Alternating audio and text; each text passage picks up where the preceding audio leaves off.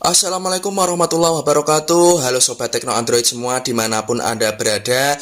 Pabrikan Oppo setelah meluncurkan Oppo seri A96 dan Oppo seri A97, kini tampaknya pabrikan Oppo akan segera meluncurkan HP Oppo A98 ya teman-teman.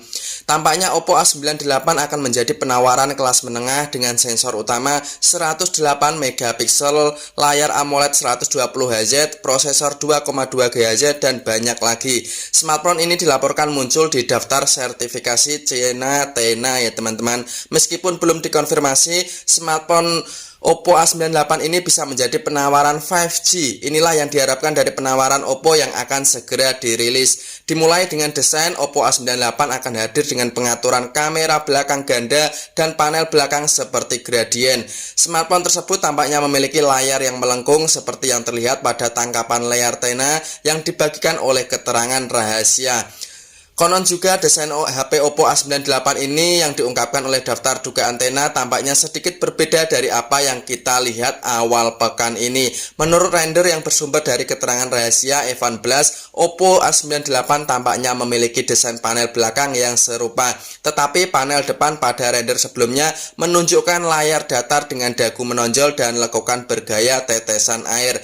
Dalam daftar TENA terbaru ini, Oppo A98 tampak memiliki layar AMOLED yang melengkung. Sedangkan untuk spesifikasi HP Oppo A98, smartphone ini akan hadir dengan layar AMOLED 10 bit berukuran 6,7 inci dengan refresh rate 120Hz.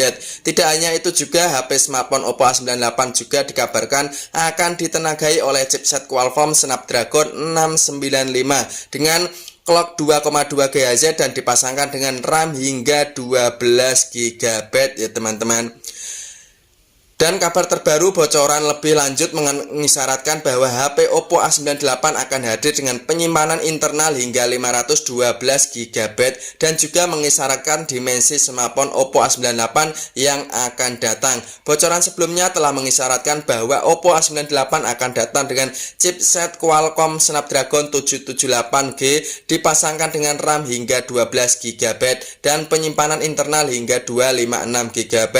Smartphone tersebut sebelumnya juga dikabarkan akan hadir dengan baterai 5000 mAh dengan dukungan pengisian cepat 67 Watt.